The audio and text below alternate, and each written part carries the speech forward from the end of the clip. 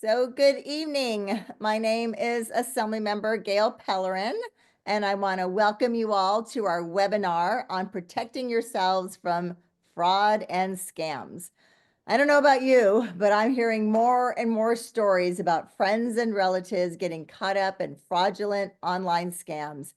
I sit on the Assembly Committee on Privacy and Consumer Protection, and in that committee, we deal with a lot of these issues, and it's pretty frightening.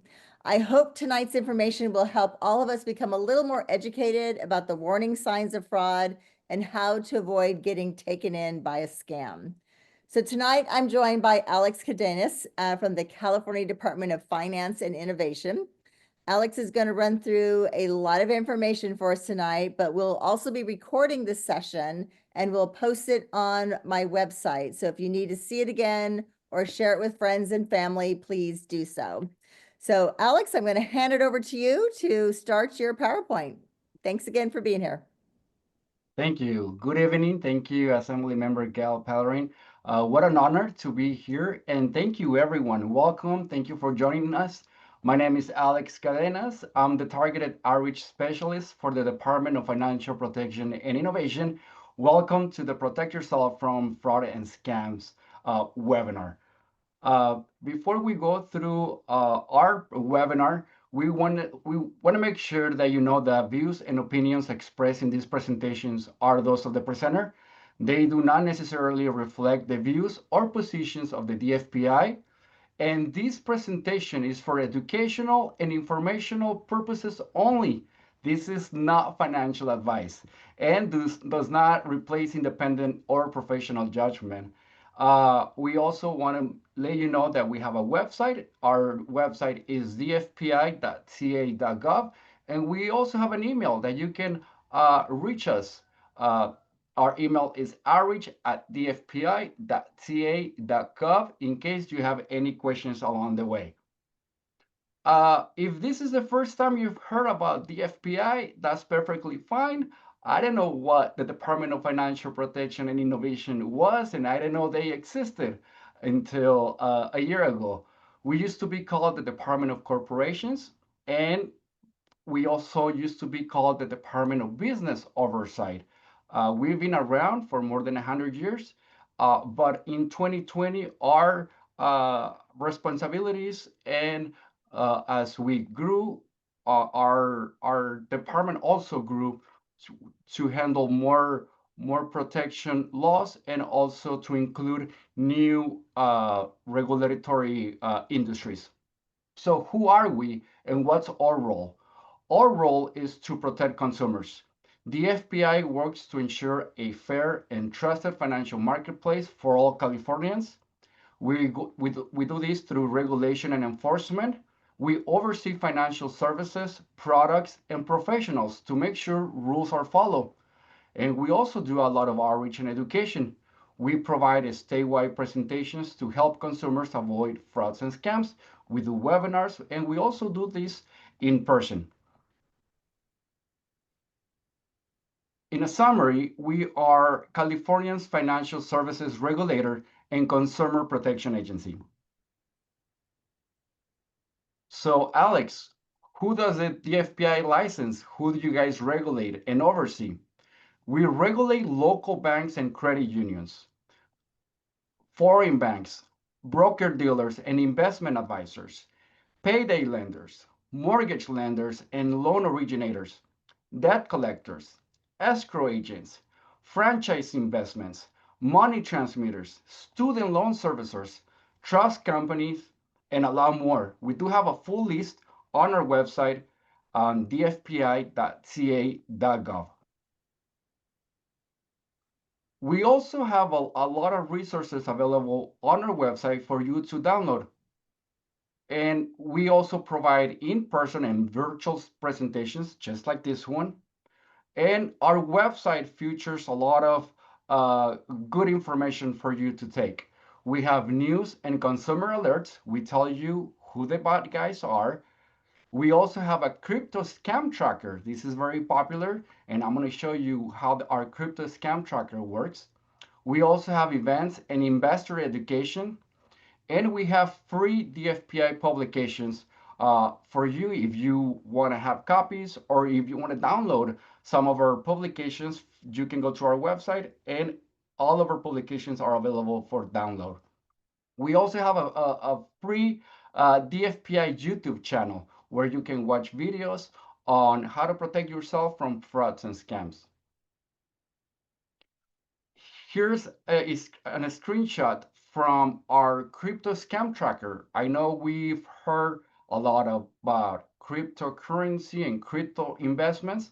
Unfortunately, there's a lot of scams happening, and people can submit their complaints through our DFPI website, and we place them on this crypto scam tracker.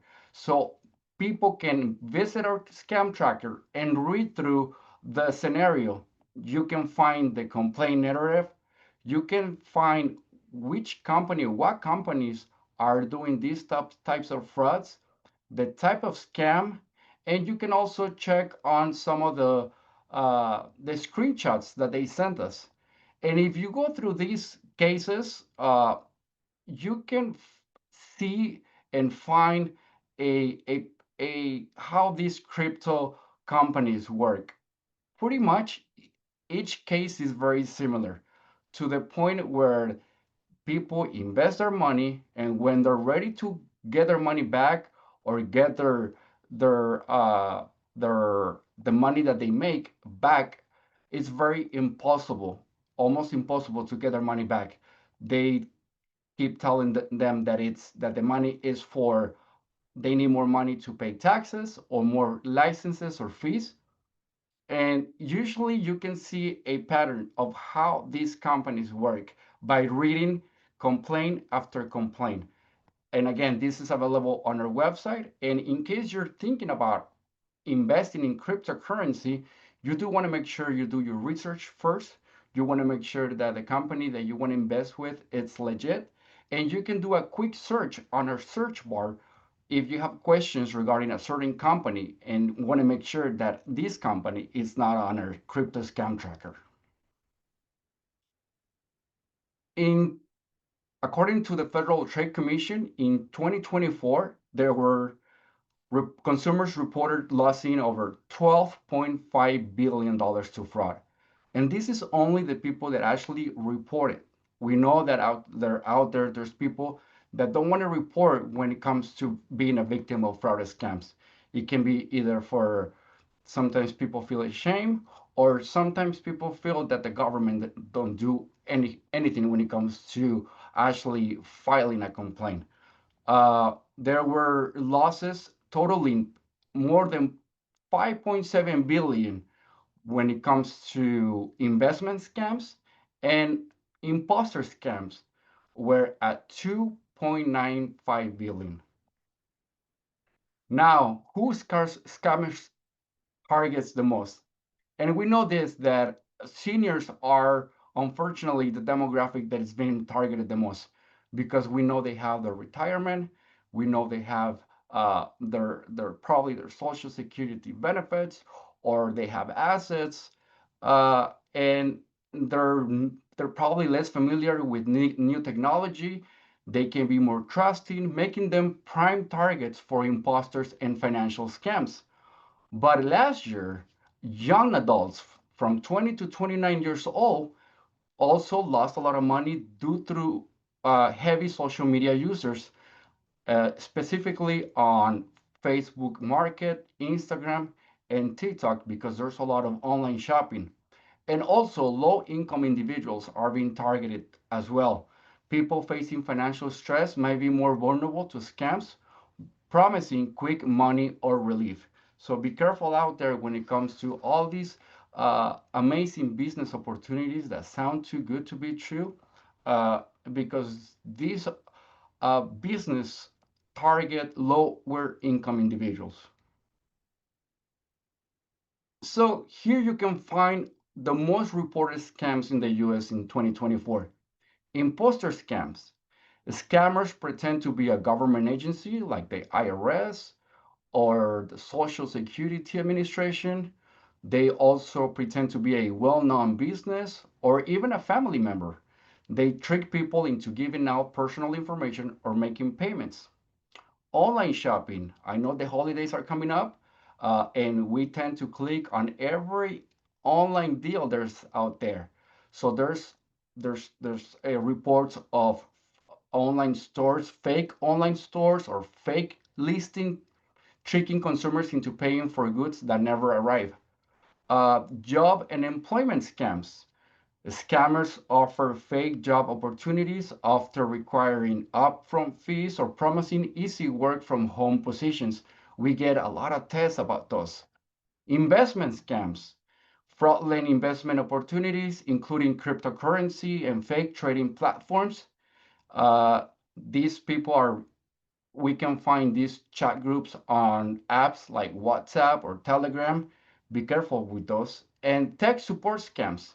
Scammers offer fake internet services or tech support, often leading to unauthorized charges or access to personal information. And romance scams. This is a big one too, that it's growing and growing. Scammers build fake romantic relationships online to gain trust and to then ask for money or personal information. Brad Pitt is never going to send you a text, uh, and Taylor Swift will never send you a text or an inbox or anything related with social media. Every time these type of romance scams happen, usually start with a simple text, any person, a random text telling you, hi, how are you? And then if someone answers or keeps engaging, they keep you in the conversation to the point where they tell you this story where probably they're overseas or that they are in the army or some armed forces and they need money to come to see you. And it usually starts by them asking you for gift cards or other ways of payment. Usually a payment that is very hard to track, like a deposit on a crypto ATM machine or gift cards. So if you are in a situation where you think you know somebody who is doing this can be a very a red flag. Also, money apps, transferring apps, transfer scams. Right now, it's super easy to send money to each other through an app. We have Venmo, Apple Pay, uh, Zelle, you name it. There's a lot of applications where you can just send money as easy as one, two, three. So before sending money through an app, always double check before you send. You want to make sure that you always verify the recipient's name, number, or username before transferring the money. Make sure it's someone that you know, someone that you trust, and make sure you have the correct information before you send the money. Don't send money to strangers. Even if someone you don't know asks you for money through a money app, it's likely a scam.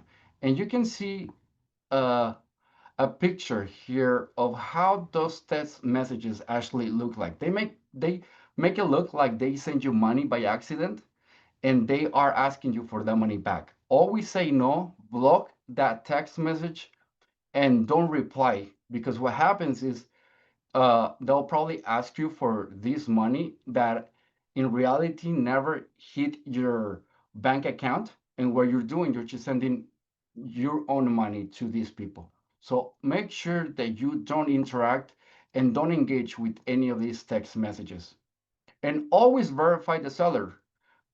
Research the seller's reputation, check for reviews and ratings before making any payments. I know out there at the farmer's market or anywhere we go now, people take this type of money apps for so we can pay them. Just before you send the payment, always make sure that you have the right information and that the service was already completed or actually you have the product on hand before sending the money. Don't send a deposit uh, through a listing from a Facebook uh, marketplace ad or any other platform that are similar. Sending a deposit might be a red flag of a fraud or scam.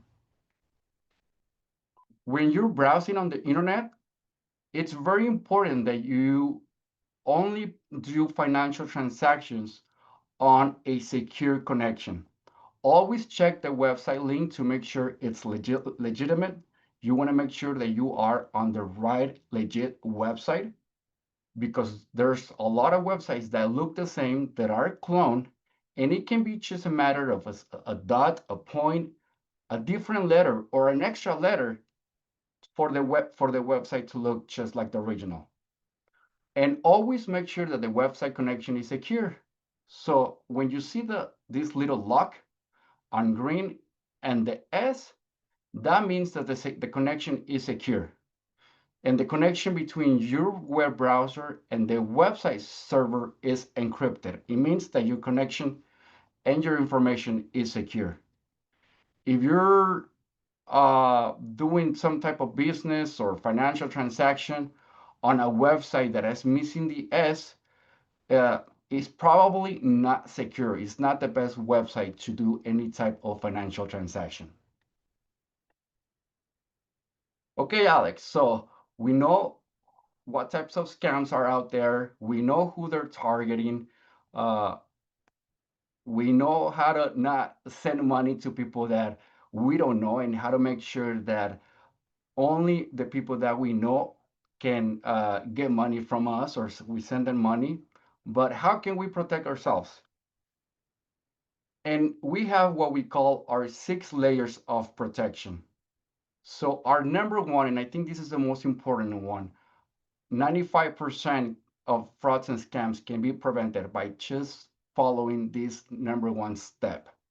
Don't respond to scammers.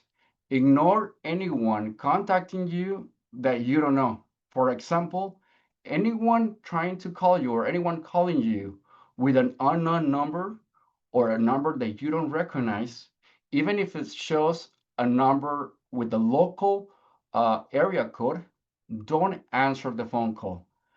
Make sure that you register or you save all your family's numbers or your contacts, your closest circle, into your phone number. That way, when somebody outside your circle or your closest friends or family calls you, you don't have to answer. If this is an important call, let them go to voicemail.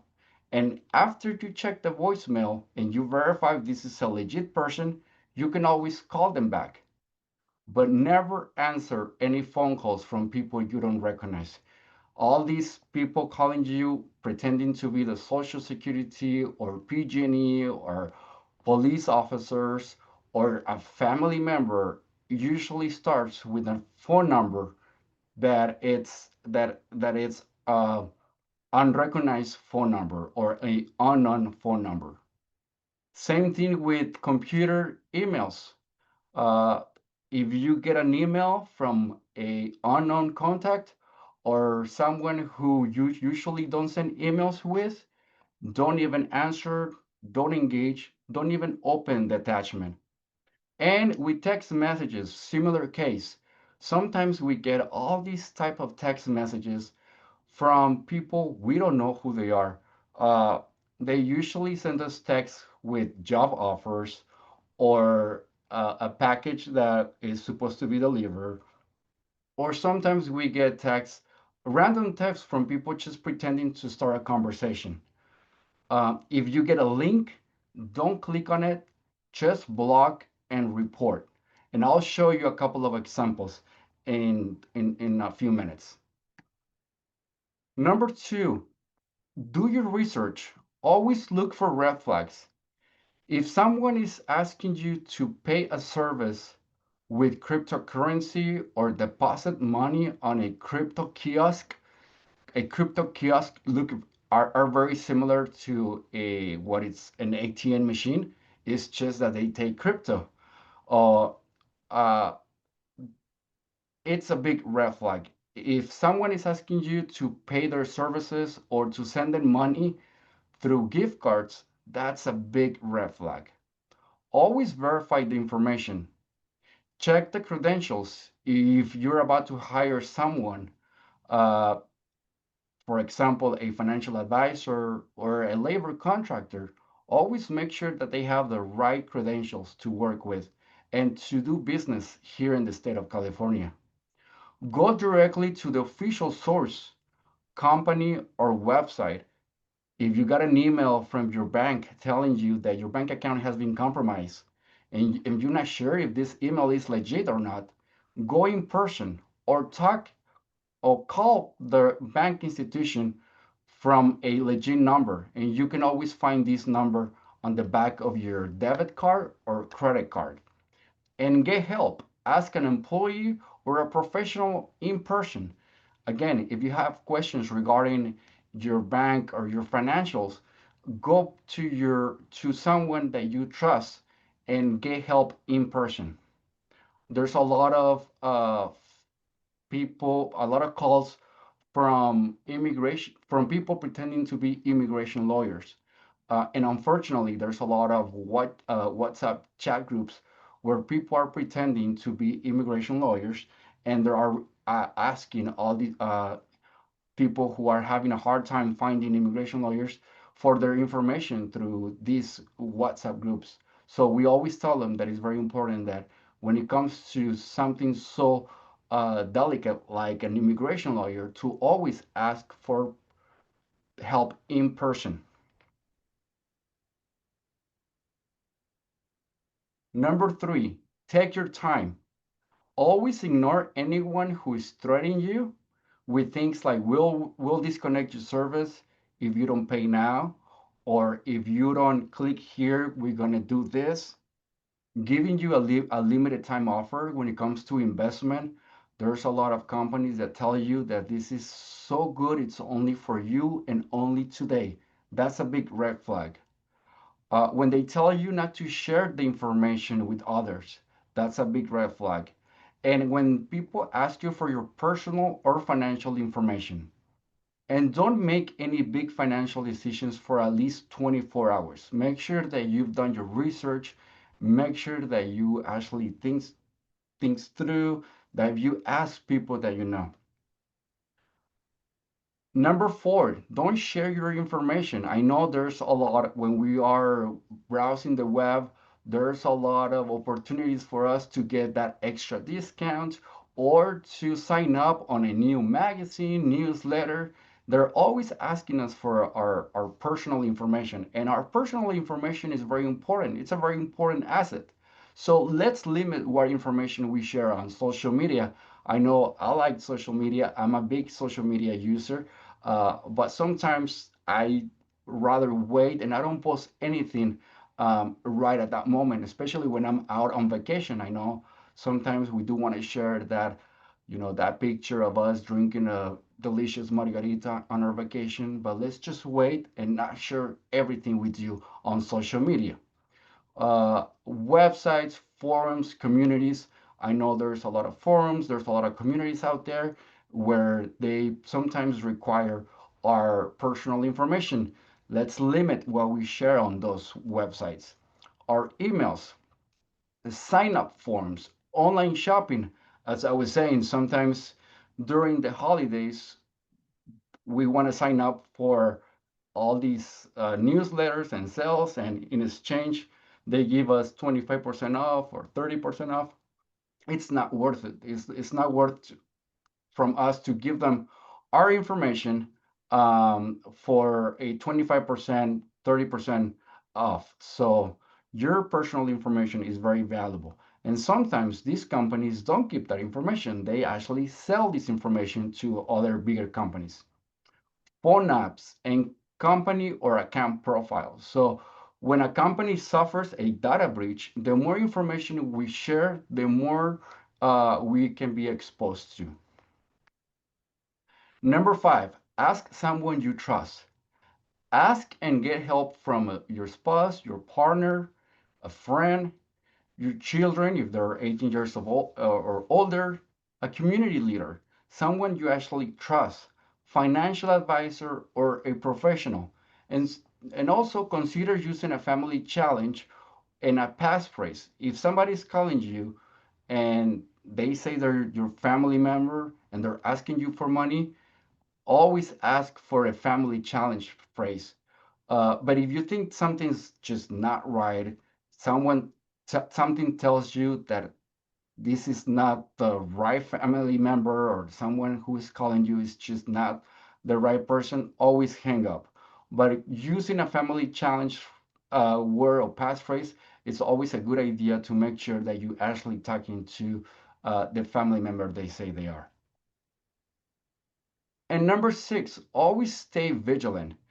Check on your financial accounts, your credit reports, and delete unused accounts and have your data removed from these sites. If you have profiles from a website that you no longer use, for example, a magazine, an online magazine that you no longer read, just make sure that you ask them to delete your account. Always use a shredder to dispose of mail and personal documents. Deposit important mail directly to the post office, and don't just close your internet browser. Always make sure you log out of website profiles. This is very common when we use our own computer, and sometimes if I forget I'm browsing on Amazon, and instead of logging out, I only close the window. Same thing with online banking. It's very important that you just don't close the window when you are finished with your financial transaction. Always log out. And watch out for people who come up to you being super nice or chatty, and then out of nowhere they ask you to buy something or do them a favor or even take money out of your ATM. So you do want to stay vigilant. We don't want to scare you. You can still trust people, but just make sure that you are always aware. If someone comes to you being super nice, asking you for a favor right away, or telling you about their financial situation, very in a very desperate way, stay. That's a big flag.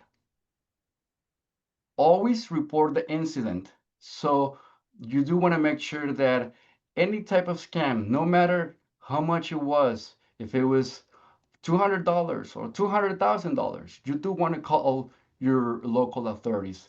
Make sure that you call your local police. And also you can file a report with your district attorney's office.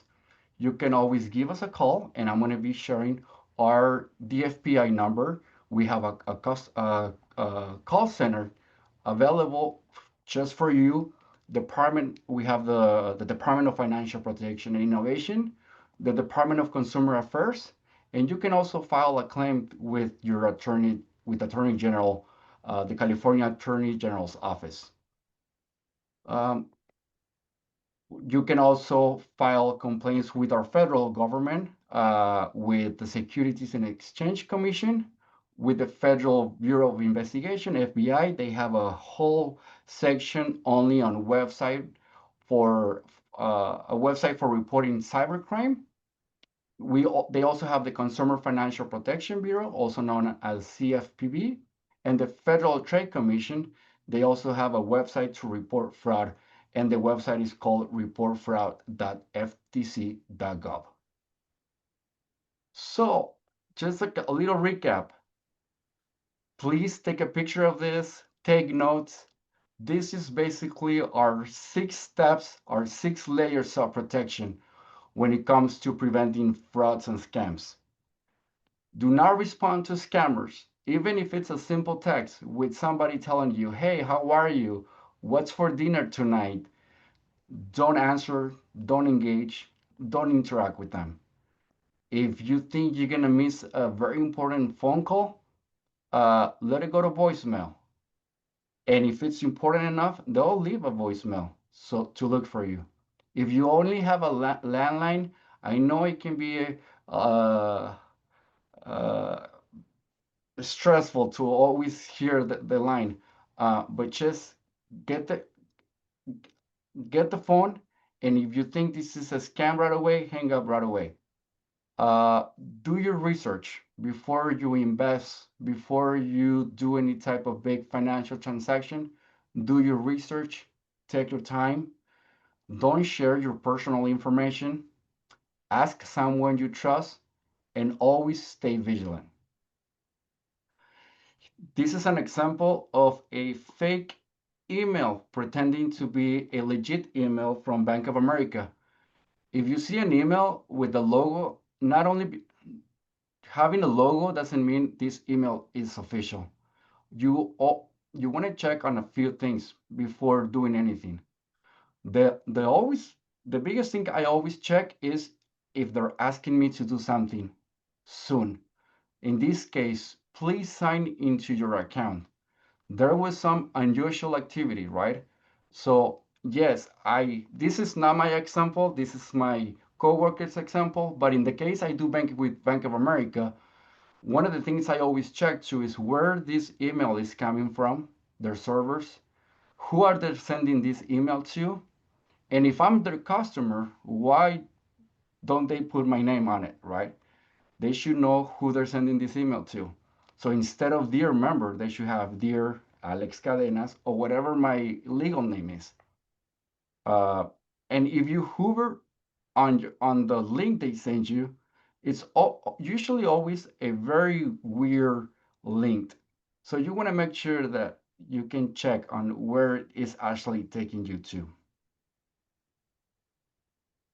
Now, this one, I got this one this morning.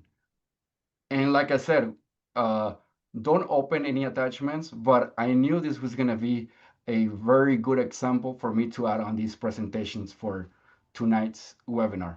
Uh, I know it was strange since the moment I got this email, and it didn't go through my spam. It went directly to my inbox, which it was strange. I haven't done any PayPal activities in a very long time, so I knew right away this was a fake email.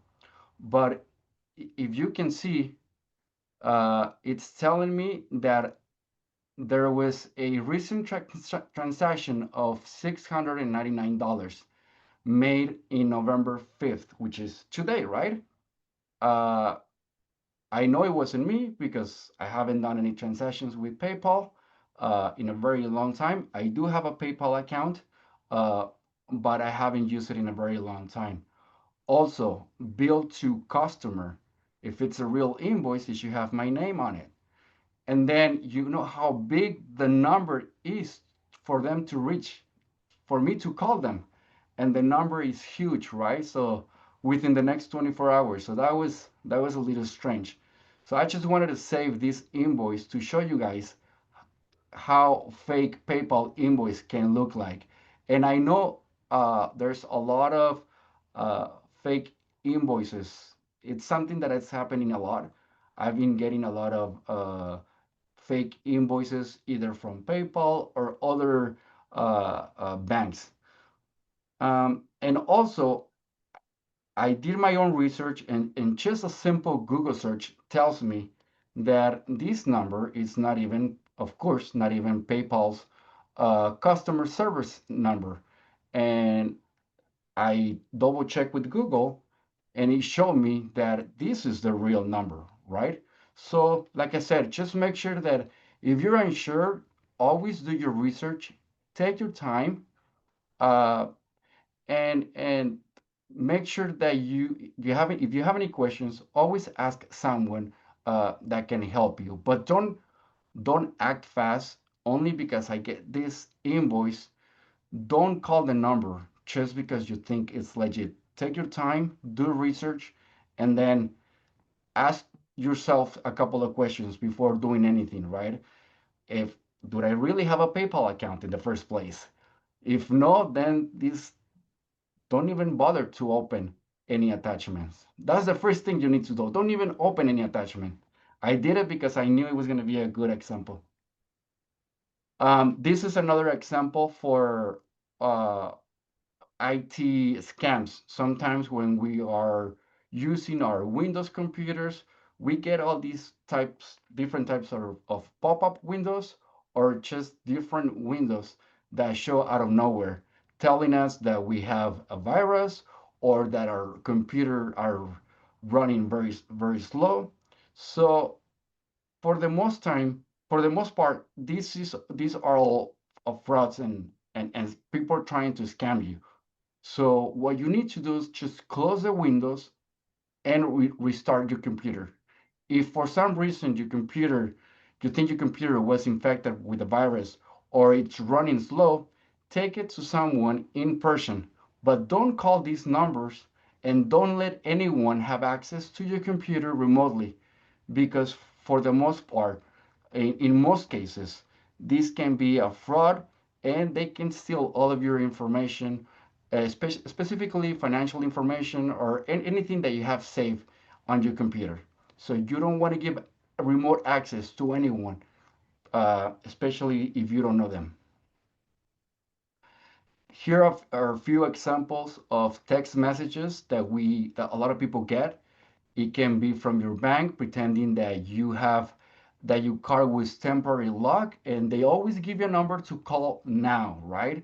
A package that couldn't be delivered, and they always want you to click. And once you click on it, usually takes you to a screen where they are asking you for a credit card, or there's a person on the line asking you for your credit card or some type of a payment information. They know I speak Spanish, so of course I get text messages in Spanish as well.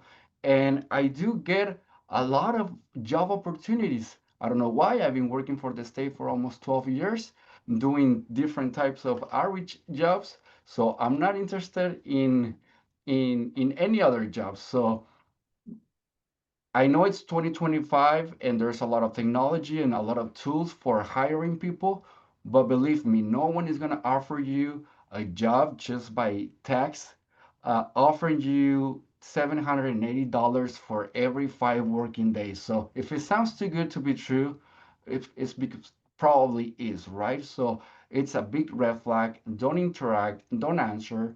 Uh, all they want is to steal your money. Here's another example. This one was very popular a few weeks ago, a few months ago, where uh, we all got text from what apparently they were imposing as the California State Department of Vehicles, DMV, telling us that we had all kinds of violations and tickets, you name it, right? So unfortunately, a lot of people fell for it. Uh, but again, they're always tell you to do something. They're threatening you. They're telling you that they're gonna suspend your license. They're gonna do something if you don't act now or if you don't act fast, right? We know that the department DMV they don't send us text messages. If we have any questions, we can either log in on their portal, their website, their official website, or we can always go in person. Even the website, DMV website, they had an alert, a scam alert, because they were receiving a lot of reports of scammers impersonating DMV. So there's always that message. Be cautious of suspicious emails, messages, and website. And always make sure that whenever you need to go to the DMV website, make sure you type the legit website, which is dmv.ca.gov. Most of the government agency websites, I do want to say all government agencies in California, they always end with ca.gov, not .com. Because if you type dmv.com, it will take you to a website that might look like the California's DMV. Of course, they'll take your money, but this is not the legit website. So that this is why it's very important to always double check with the domain name, the website, even your bank, even on a website that you visit a lot. Just make sure you're always doing businesses in the legit websites. Here's another example of another text messages. And lately, I've been getting a lot of these text messages, and I really don't know why. Just people pretending to do any type of business with me. Uh, they want to pay off my balances, and these texts is asking me how much I can use, right? So I don't know these people. I don't know where they're coming from. I don't even know what area code is this. So what I do, I just report to junk. Where it says report junk, I always click on them. I don't even interact. I don't say who is this. I don't do that any of that anymore because I know it's just matter of time, and it only takes a bad day for them to really uh, get me. So always make sure that you don't follow and you don't interact with them. Okay, so now let's talk a little bit about artificial intelligence and how AI unfortunately is helping scammers and how we can protect ourselves. So you might ask yourself, what's AI? And I know we've heard it all over again, right? So basically is when computers and machines are made to think, talk, or make decisions like a person. Um, when you talk to Alexa, Siri, Google, that's AI. So when Netflix suggests a show that you might like for the future, that's AI too. ChatGPT is a big example, and an app that I like using is Canva for graphic design, and that also comes with a lot of tools with AI tools. So we just have to be extra careful. Scammers now use AI to fake people's voices, make fake videos and pictures, and it's getting better and better, or to write fake messages that look very real. We used to tell people to always look for the grammar. Scammers have very poor grammar. Usually, the emails had a lot of grammar issues, but now with AI, they're writing. It's improved. So you'll see a lot more emails that are no longer with problems with the grammar. So what you want to do is always be skeptical of strange messages. If someone texts or calls saying that they're in trouble, always take your time, pause, even if they sound familiar. You always want to take your time, hang up, and call the person they say they are. Number two, use a secret code word with the family. This is something that we already discussed, but just make sure that you pick a private word only that your family knows. And if someone says that there's an emergency, ask for the code word. Don't send money right away. AI scams often try to scare you. If it feels rushed or scary, slow down and call someone you trust. Hang up and call back. If a caller sounds like your grandchild or a celebrity asking for help, hang up and call them using their real number that you know. And always talk to someone before taking action. Always tell a family member, a friend, or a neighbor before sending money or giving any information. I'm going to show you a video of someone that tried to use voice cloning to scam a family. It's a phone call John Bridges will never forget. I said, "What's wrong? What's wrong?" She goes, "I've had an accident and I need your help." His daughter panicked and crying before another voice gets on the line. He goes, "I'm wanting to give your daughter back to you, but I need some cash." Bridges says he didn't end up giving money to the scammer thanks to his quick thinking wife, who called their actual daughter to confirm she wasn't being held hostage. But he got close, even grabbing cash from home and driving it to a meetup location. When I first heard my daughter's voice, I mean, it was my daughter's voice. It convinced me that that was her. Calls like this have the Federal Trade Commission sounding the alarm this month, warning of advancing artificial intelligence used to simulate someone's voice in imposter scams, the most commonly reported fraud in 2022, with losses jumping to $2.6 billion last year. It's critical that people are aware this technology is out there and that it's really very good. Voice cloning isn't a new concept, but it's becoming more accessible, accurate, and easier to use thanks to AI. Cybersecurity expert Tiago Enriquez, who says he's now seeing insurance claims for this kind of fraud, showed us just how easy it is. We're going to try and find some audio samples of you. He pulled videos from my social media and uploaded clips to one of a growing number of voice cloning programs. So it's literally a matter of dragging and dropping audio clips into this program. That's it. Then came typing what to say, and with the click of a button, I already tried to call the bureau. It was weird no one answered. Sounds pretty good. But could I fool a colleague with it? Hello? Crazy busy. I forgot my corporate card. Oh no. Can I borrow yours real quick? I just need to pay for a few things. I'll get the receipts. It wasn't perfect. There were delays, and some sentences sounded more genuine than others, but I gotta run out and get my wallet. it worked. Thank you so much. Call you in a bit. My colleague later stunned by the generated audio's accuracy. Well, I pride myself on never falling for that stuff. Experts say to make sure you don't fall for it, be skeptical whenever asked for money in any form. Don't rely on the caller ID, those can be faked. And even if it sounds like a loved one calling, hang up and call the person yourself. Are we going to see an increase in this sort of thing? I believe we are. As attackers get more familiar with these technologies, what they can do with it, how to operate them, we are going to see an increase in scam attacks. New technology requiring new lines of defense. Emily Ikeda, NBC News, New York.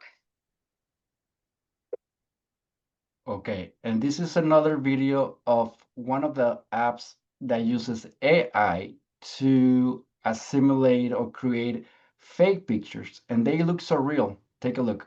My mom literally asked if it was real. Did you seriously meet Taylor Swift? I just added my selfie and my favorite celeb's photo. Aura AI did the rest. In seconds, it showed me standing next to Taylor Swift. Then Rihanna, even Beyonce. Want to see your celeb selfie too? Try it on Aura AI today. So this is just one app, and you can find there's apps for all kinds of different type of videos, pictures. There's a platform for graphic design that I like using a lot, and it's called Canva. I mentioned it earlier. And I asked Canva AI to create a cartoon of a handsome Mexican guy presenting to a group of seniors on a fraud and scam webinar or seminar. And this is what Canva came out with. My mom. So this image was generated using AI technology on canva.com. So it's very beneficial for some people. AI, it's an amazing tool, but it can also be used for a lot of frauds and scams, right? So we want to make sure that we are extra aware, alert, and we want to follow all the steps that we just went through. So remember, always take your time. Don't answer any phone calls, text messages, don't interact, even if they sound like if it's the real voice, or if the writing is perfect, or even if the video looks legit. Always take your time. A good way to protect our information is by freezing our credit. If you're not planning on opening any new lines of credit or buying a car or a house, you can call Experian, TransUnion, and Equifax and place this freeze. That way, no one is going to use your information to open any new lines of credit. And you can always call them back whenever you do want to buy that new car or open that new credit card, and they'll unfreeze it for you. It takes minutes. My coworker did it, and I know this is it can be a very important tool for all of us to protect our private information. If you were a victim of identity theft, you can go to identitytheft.gov. This is hosted by the Federal Trade Commission, and they'll take you step by step on how to recover from identity theft. You can also get help from your state assembly member or state senator. And we are here to protect you and protect our community. So please give us a call if you've been a victim of scam, or if you've been a victim of financial fraud or abusive business practice, if you observe elder financial abuse, if you want to report a violation of California financial laws, or if you just have questions about a financial product, a specific case, a professional, or a company, you can always give us a call at 800-866-275-2677. We have live people answering these phone calls. We don't have AI. And you can always submit a complaint online at dfpi.ca.gov.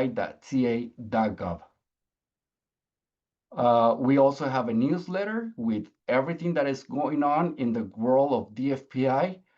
You can always check out our events, give us a call. We also have an email, an outreach email. We have our website, and we also have social media where you can follow us and also get our updates.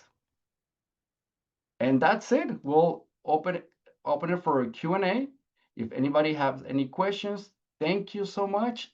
And I hope this was informative and you guys enjoyed the presentation. I'm sorry if I scramble a lot. I love these presentations in person because I can get the reaction of everybody, but it's hard to talk to the screen.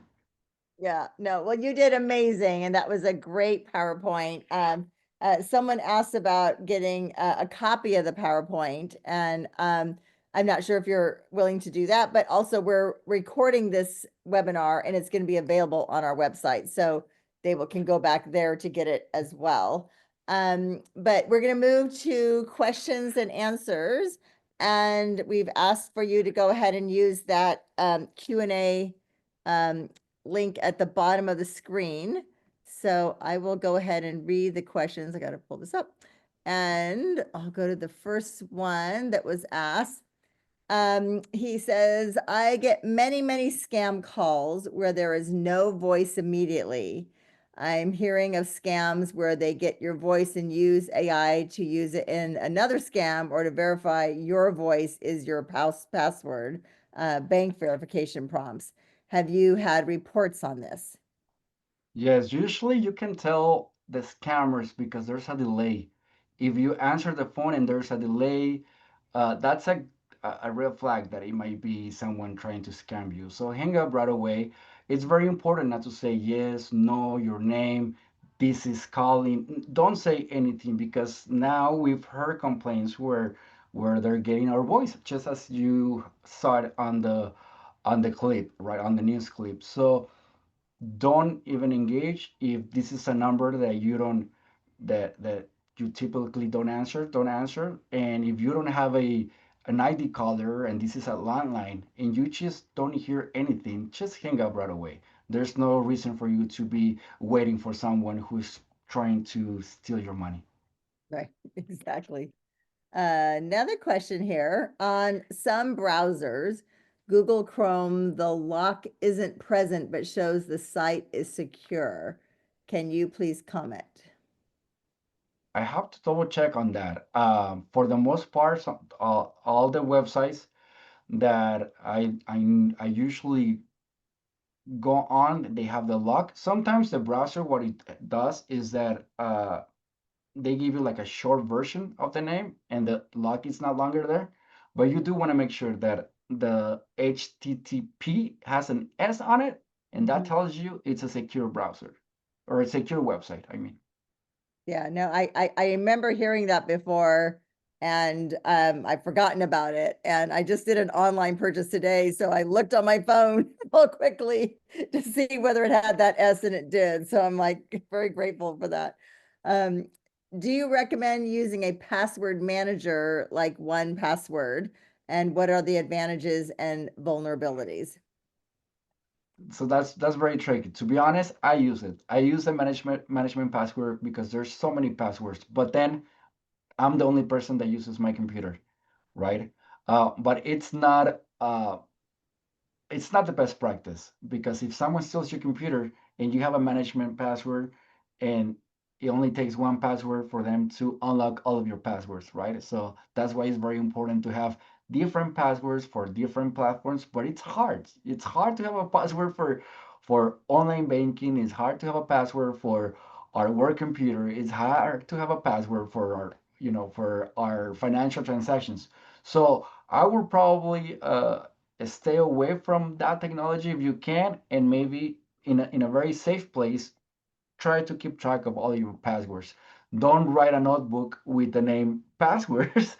Put it something else and keep it in a very safe place. But because I own my own laptop, I do the password management where it automatically, by using my fingerprint, it will give me the password. Uh, but if in the scenario, knock on wood, that someone steals my computer, they can also steal my password. Wow. No, yeah, passwords are tough. I know I was setting up an account on a website today and it asked whether, just to use the strong password created by the computer. And I just went ahead and said yes. And there is like a password storage, on my phone, but is this not safe? This is probably not safe, right? So the thing is that in order to get to your passwords, they'll ask you for one main password, which is usually our fingerprint or screen or Face, yeah, face, right? In order to get these passwords. If we in the scenario where we lost our phones and that person doesn't have any of our password, it won't get to it. So it is safe, but we do want to try to not rely on that because otherwise it can be a little tricky. Now, what we recommend is to activate the two-step verification right, right. where it's not only it's not only one password anymore, where we write our password and then the platform, whatever we are doing business with, for example, the bank institution, will send us a code, and then we now have to input the code, and that's another way to that they make sure it's actually us who is trying to have access. So two-step verification for everything is very important. Good, good. Another question here, are scammers getting caught? I hope so. And we need everybody's help to to have scammers caught. Unfortunately, a lot of people don't file any complaints because they feel embarrassed or they don't want to talk about it. But I know there's more that we can do to try to stop. But we also have to we have to make sure we do our part, right? By Mhm. following these steps and also by not being if I do my research, if I take my time, if I actually learn more on how these scammers operate, I can take my a part of not being a victim of fraud scams. And it can happen to anybody. I've done presentations where I talk to people who actually work in IT and they were victims of IT frauds, scams. Not only to seniors, not only to the younger community. It can happen to anyone. It can Yeah, happen to me, and I talk about this pretty much every single day. right. We let down our guard and then we get caught. So we have a listener here who, again, back, are you willing to share the presentations? That they usually get copies of the presentations because they have upper extremity disability and they use it as notes.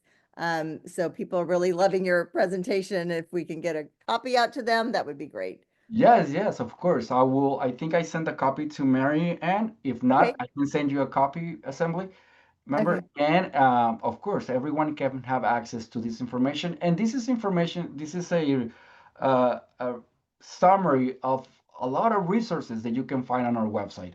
Yeah, yeah. And I just want to give a shout out to Hannah Barnes. She's my coworker over in the San Jose office. She's on this webinar and she put into chat her email as well. So that's the way you can connect with her and if you do have any other additional questions. And Getting a lot. if you allow me, I forgot to mention too, when we get these annoying texts, we also get texts from uh, tolls or people pretending that a government agency pretending that we owe tolls every time we cross a bridge. They want us to click on a link so we can pay our toll fee, right? That's a scam. We know that, especially in the Bay Area, if you have to pay a toll, you probably get one of these bills. I Uh-huh. usually save all my bills so I can show people how they look, what they look like. Although I probably need to open an account by now. But wait until you get the official invoice and then pay your toll. You don't pay tolls via text messages. No, no, good point.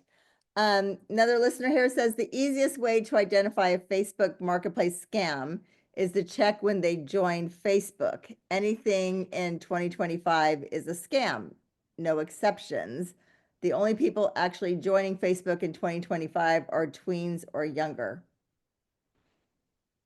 I don't That's a know. good point. Yes, always check, always do research on the seller's profile. Uh-huh.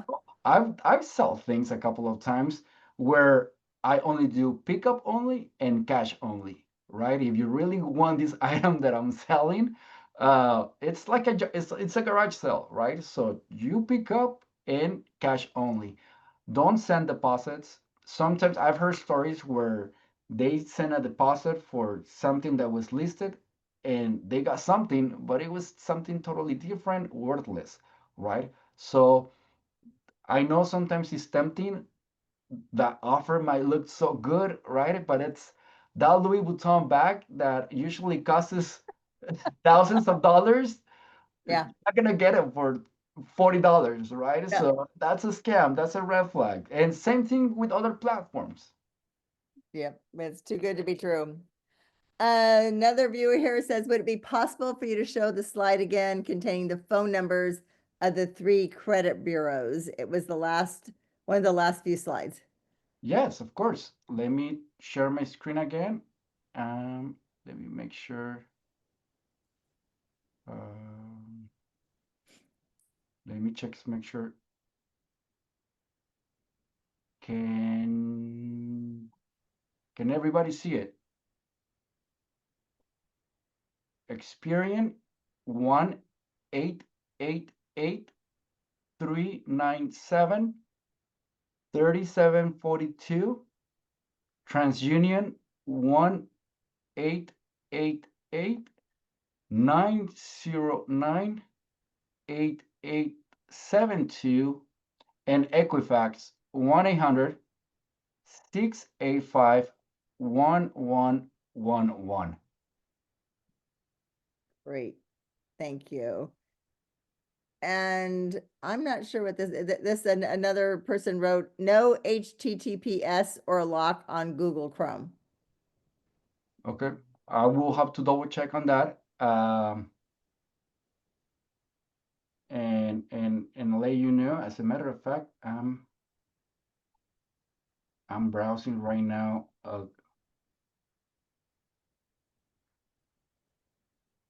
So on the settings, on Google Chrome, there's 2 little dots.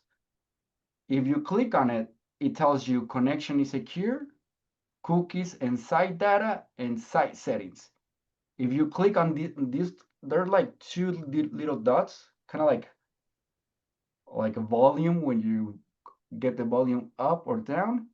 And if you click on it, it will tell you if your connection is secure for Okay. Google Chrome. Okay, we have a listener who says, my credit union told me I was being spoofed. Can you explain what that is? I didn't fall for it. I will need to learn more Need more about information on more that. information. You can send us an email or give us a call. I don't know what your credit union meant by that, but if I were you, I will go in person and ask them in person. Yeah. Okay, and Hannah's typing something in there. And then another question, how risky is it to use shopping apps? Example, Safeway. They clearly track your purchases, but are they selling your personal information? I don't know specifically with that business, but it is well known that a lot of big corporations sell our personal information because it's very hard for them to save all of our data. And what they do, they sell it to third-party companies. So every profile where we actually registering for the first time, whatever we share, if you read all the little letters, all the small print, basically tells them that they might sell the information to third-party agencies. And these agencies usually, or these businesses usually reach you to promote more other products or to give you more deals. But most likely, every time we're signing up on a new platform, social media, new app, the small print tell us that they might sell our information. Gotta get my glasses to read the small print, yeah. Always read the small print. Question here, can AI mimic Face ID? Face ID, like your So I think, you know, like when I sign on to my phone, I could do it with a Face ID. So I guess, I don't know. I mean, can you have a computer with your face that's AI generated to open? I haven't tried, and I don't want I to don't try. know. Is that what we're talking about? I'm not sure how that works. It might. I don't know. I don't want to do it. I'm too scared. But Yeah. I'm sure AI is going to get to a point where scammers might use it in a way where they can have use their face recognition. Yeah, yeah, no, you see a lot in scary movies where they, you know, if an It, eyeball is required or a thumb, they find a way to get it, right? it used to be very, very futuristic, right? Very fictional. Now I think we're living those days. Yeah, yeah, exactly. What happens when I report a scam email or text? Does someone follow up, or is it just to keep track of new scammers?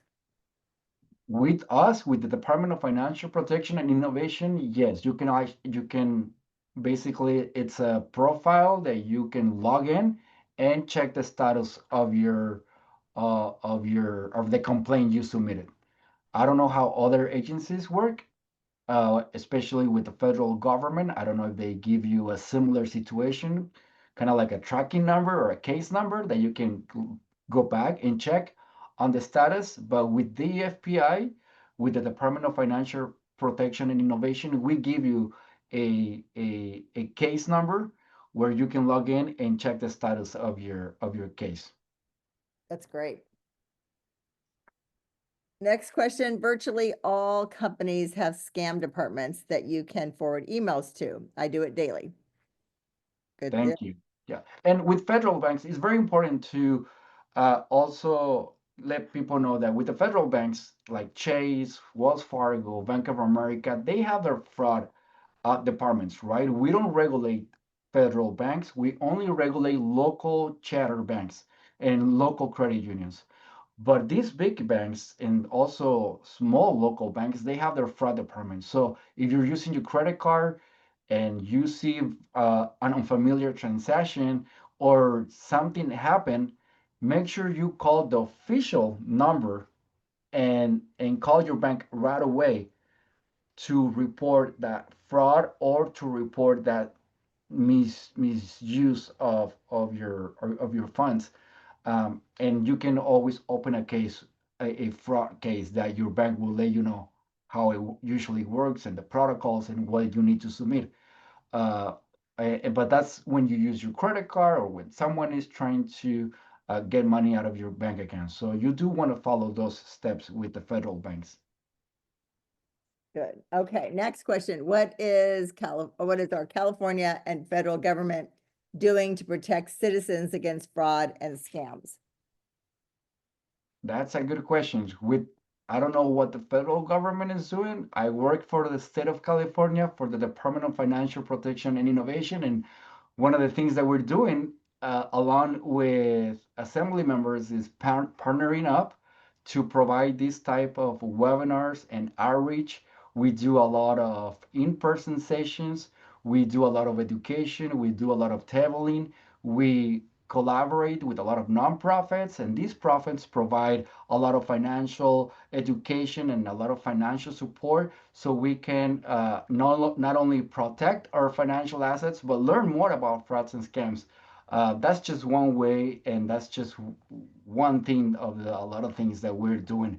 If you check our website, dfpi.ca.gov, you can learn more about our crypto scam tracker, our newsletters, who the bad actors are, how is DFPI protecting you as a consumer, and you can learn a lot more on what is it that we're doing.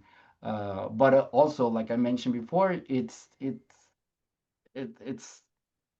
our responsibility too to learn more, do our research, and be aware of everything that is happening. No, absolutely. And I know that in the state legislature, we have a number of bills on protections against fraud and scams. You know, I did one on AI and elections and, you know, I mean, so there's constantly bills and new laws being considered. And I know, I remember when the government websites changed to a .gov, and we all had to update to put the .gov extension for our websites. And then I do remember when the, being told about the HTTPS, to look for that S for security. Yes. So, things are happening, but if you have any ideas, please send them our way for sure. And also for crypto, there's a lot of new laws with when it comes to crypto. For example, the crypto kiosk can only take $1,000 deposit per day.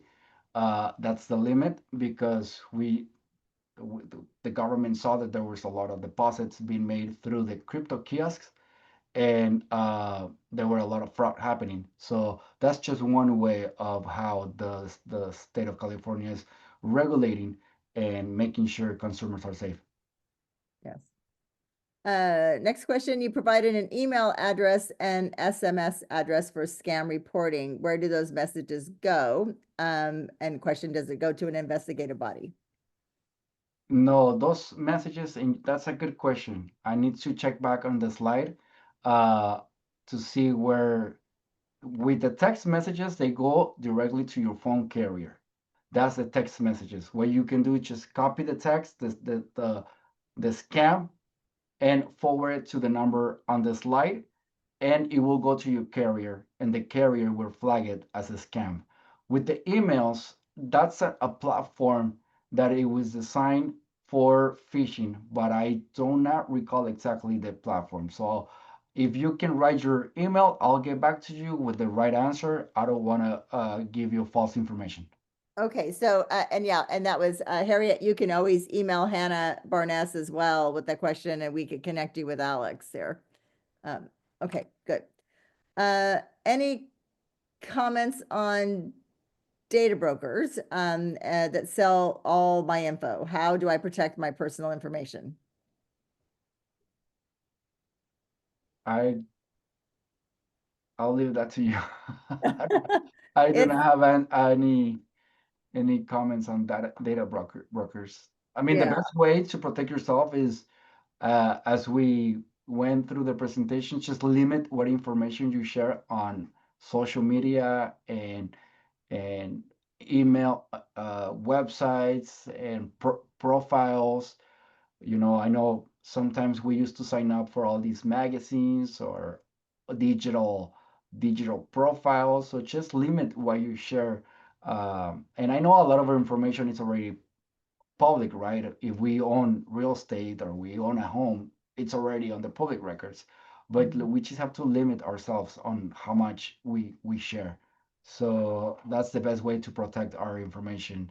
Don't just sign up for that 25% off when it comes to, I don't know, a new profile on Macy's only to get that 25% off. Or whenever we're doing any type of online shopping, we always get bombarded with all these offers, and for the most part they want our phone number or addresses or emails in order to sign up for that extra discount. So is it really worth Yep. it? Not. So that's a good way. Might not be the only way. I'm sure there's a lot of ways to protect ourselves, but that's a good way that I can share right now. Yep. What about when a business asks for your credit card info over the phone, including the 3-digit code? That just happened to someone yesterday when I needed to make a purchase. Well, I'm hope So I guess it's a matter of who's calling who. So exactly. And if this is a legit business, again, take your time. You've done your research. Are you doing a transaction that you're 100% sure? Are you sure you're calling the right people and you're about to give your information, right? And I'm not saying everyone out there is bad. Just take your time and do your research. I've done a lot of these transactions over the phone. Uh, Hotel reservations, ticket reservations, airplane reservations, concerts, you name it, right? But you do have to make sure that you're talking to the right people and you're the one that initiated the call. If somebody's calling you pretending to be a federal agency or someone uh, who's asking you for money in a very stressful way, that's a red flag. Don't give out your credit card information with the 3 numbers in the back. But if this is something that you called, you initiated, you call the AC company, or you call your contractors, uh, and they're asking you for payment, and this is you're 100% sure, then you should be fine. But uh, those are different scenarios. Right, right. Next question. When I get a text that I know is a scam, I respond with stop and click on the report scam. Who is this being reported to, and what happens with that report? And yeah, I think you said that goes to the carriers, or It may go to the carrier, or for example, I have an app. I'm not endorsing any company, but you can see it on your Apple phone, where if you hit block or report, Apple will track it or will flag it as a scam. But sometimes we get so many that it's just one after the other one. But that's better than interacting, or don't even put stop, because usually when we do the stop, it's because we log in, we sign up for some type of a text alert, right? With our bank, or an offer or store where we also get a discount if we text the word sell to 223, right? And then they keep sending us text messages with their offers, and we want to opt out. That's a good way. We say stop. With this in this case, with this type of scams, don't even interact, don't even say stop, just block them. Because at the moment we answer the phone, at the moment we answer the text, they know there's another person on the other side of the line, and they're going to keep trying and trying. So if this is a text that I didn't sign up for in the first place, there's no reason for me to say stop. Just block them and don't do anything. yeah, good advice. What is your success rate in recovering money? I don't have that answer. But please send me an email, and I can talk to our enforcement team and see what's our success rate. That's a question more for my supervisors. I don't. That's way above my pay range. Okay. And then the question here is, where is the main source of the scams? Like, what country is it coming out of? Jamaica, Malaysia, Nigeria? Like, where? Do I we have don't have that any answer on either. that? I Yeah, it's haven't another looked at good that. question. Yeah. That's a really good question. I will look into the research and see if the Federal Trade Commission has any research, or if we have any research when it comes to where these types of frauds are initiated. Yes.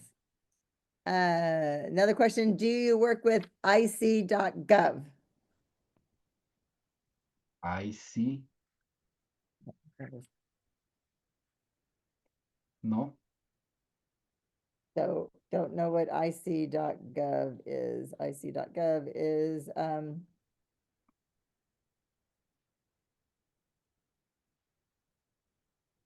yeah, I'm not sure what that is either.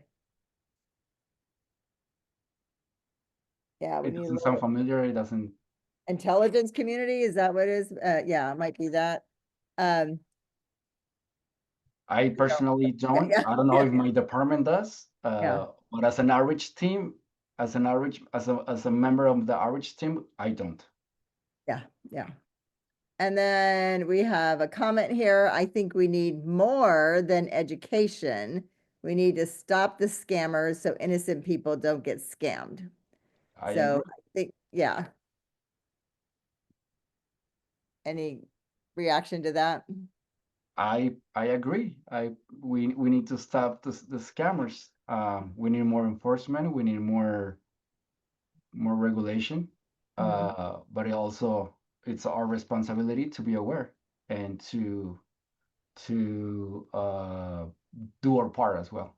Yeah, I know when things first started infiltrating our inboxes and in the office I used to work at, we had a lot of training on this about don't click, because it can shut down the whole system, right? And every now and then somebody made the mistake and clicked, you know? So it was just through those experiences that we learned, you know, to be a lot more careful and to be a lot more vigilant about what we're doing. But Yeah, education exactly. plus enforcement, and yes, we do need to be more rigorous. And if there's room for legislation, we're always happy to look at that. Yeah, of course. And someone wrote in, I just want to thank you for this webinar. I was almost scammed, but woke up to it. But if I had this info, I never would have engaged in the first place. So thank you. And I agree. I'm hearing things in this webinar that I remember way back here, and now they're up in the front again to remind me again to be looking for those, you know, to be more careful. Thank you. Excellent program, an important topic. Thank you, Harriet. Question here. I picture scammers as being Americans targeting fellow Americans. I recently learned about the scamming activities based in Miramar, which involves human trafficking. What do you know about foreign scammers? I think scammers are foreign, domestic. There's no, Where? Yeah, yeah. there's no, they're from here and they're from there. They have an accent. They might not have an accent. There might be from the other side of the world. They might be from the other side of your street. We just have to be careful and we have to be aware. Scammers can be, you can find a scammer in a gas station asking you to go to your closest ATM machine and asking you for money. And then sometimes they talk to you so much and they get you into falling for their story. And when you the last thing you know, you're already on your ATM taking money for them. That's a scam.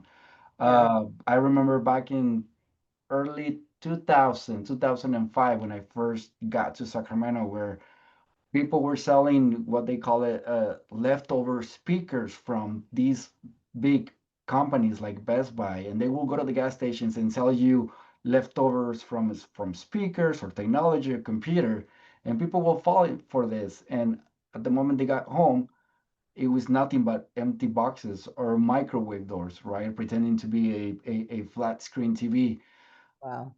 This is not news. The scams are not new. We've dealt with all types of scams with prepaid uh, phone cards, or with you name it. There's all kinds of scams out there. So we just And have to be the very technology vigilant. technology now is so much better, where it's so much more accessible to people. And just on the human trafficking scam, I actually just last week worked with a young filmmaker who has uncovered a scheme that's been happening. He was in Nepal, but there's people who are motivated to go and volunteer at orphanages, and they pay money to go, and they feel good about this work that they're doing, working with children.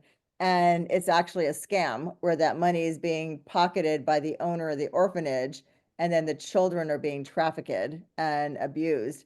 And so we're starting to look at the connection to search engines like Google, you know, and putting some kind of warning if people are Googling, I want to volunteer in an orphanage, and to provide some information about, you know, what is happening in these other countries. But it's you know, there's a lot of evil happening in a lot of places, and we just have to just continue to be aware and work on educating people and legislating when possible. Exactly. And sending call your assembly member, calling our representatives to let them know what's going on. If you have a comment, a question, it's very important. And yes, education is not the only thing we can do. There's a lot of things we can do, like calling our official representatives and elected Absolutely. officials. Yes. Next question. Frequently, privacy releases only ask if I accept. No way to opt out is included. Frequently, privacy releases only ask if I accept. No way to opt out is included. Yeah. So what I'm understanding is a lot of times when we sign up on a new profile or when we download a new app or something, there's no way to say no to not sharing our information. We always have to say yes. That's kind of what I'm sensing. I don't know if it's the right way. Maybe they can send us the question. But yeah, sometimes there's no other option than to say agree, and if we want to continue using that platform. Gotcha. And then this listener says, FYI, just learned that quote unquote block on Apple phone doesn't always work, that you need to go to the email platform such as Outlook to actually stop the emails. So, The block is for text messages only. yeah, that's it. Yeah. I So know when I get emails, I unsubscribe and yeah, for emails might be an extra step where you wanna I mean, if it's just a fake email, if it's on your spam, let it go to your spam. Don't do anything. If you got it on your inbox and it's a fake email, like the invoice I just got, just delete it or block it. Don't do anything. If it's something that you think you never register for, like a newsletter you've been getting, and you just want to opt out, if there's an option to unsubscribe, that might be a good option. But just be careful that you don't click on any links that will take you to a payment type of form or another screen that will ask you for more information. good, good. Okay, another comment here, but companies can stop a lot of the scam before it enters the network. Can you work with Google, I guess Microsoft and other email providers to stop the scam? Also phone carriers, AT&T, Verizon, smart technologies to be developed and deployed. So yeah, we definitely Yeah, need to partner with those folks to make sure we're yeah, all that's doing something everything in our power to stop the scams. that's our elected officials should be coordinating more efforts with these technologies. And like I said, I'm not endorsing any companies, but I know technologies, there's new technologies where they can now screen calls, and then after the screening happen, it will it's like an AI machine that is gonna answer the calls for us, and then if those calls go through the filters, then it will ring the phone. That's just one update that I saw on one of these companies. Okay, just a couple more questions here and then we're going to let you go. Which platform is most notorious for enabling scammers? Zelle, Cash App, Venmo, PayPal. I was scammed and Cash App was extremely unhelpful. Sorry about that. Sorry about that. So I don't know which platform, but what I can tell you is that all these platforms are taking steps to prevent more frauds and scams. For example, Sell, what they're doing is just any transaction that originated on social media won't allow you to make that deposit. So they're canceling any transaction that was originated through social media.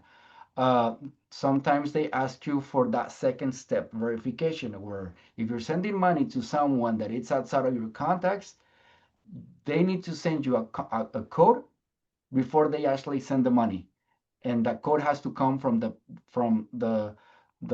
people you want to send the money to. So there's all these platforms, they're using technology to verify that you're actually sending money to them before you send the money. So it's not as easy as it used to be.